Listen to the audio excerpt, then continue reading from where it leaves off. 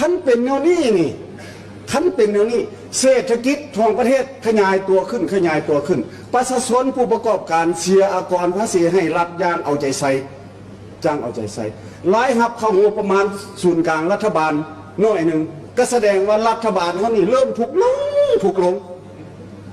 พนักงานอยู่ในกองจักรรัฐอยู่ข้างกลางห่างขึ้นอันนี้มันผิดหลักการกฎหมายที่เขียนนะใดก็เขียนมันขาดจรรยาบรรณจรรยธรรมและความรับผิดชอบของหน่วยงานของรัฐเองเจ้าเป็นอย่างเอาเงินของรัฐที่ประชากรที่ข้าเจ้าวันเสียอากรให้เจ้าแล้วเจ้าไปฝากในธนาคารหลักของเจ้ากวดพ่อแล้วต้องเห็นอะไรมันผิดกฎหมายได้เนี่ยในข้อที่สองที่พวกเขาเห็น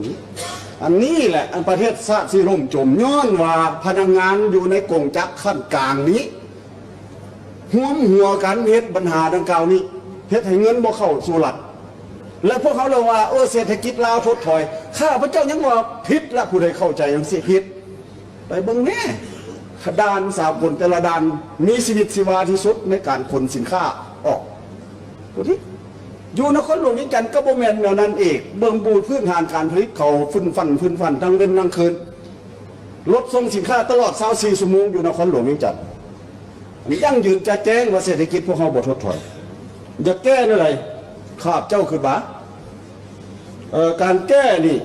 แก้พวกกลุ่มคนใดหนึ่งหน่วยงานใดหนึ่งอยู่ขอดกลางอยู่ขั้นเมืองบ่ขั้นแขวงนี่หรืออยู่ขั้นกระทรวงใดหนึ่งแก้ความรับผิดชอบของพนักงานตัวนี้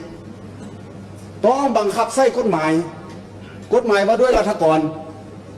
เขามีถ้าเฮ็ดอย่างนี้หมายความว่าบ่ถูกต้องแล้วหน่วยงานดังกล่าวเอาเงินของรัฐของประชาชนเข้ามาแล้วไปเลี้ยงให้เรือเกลือกันให้อิ่มบ่เหมาะสม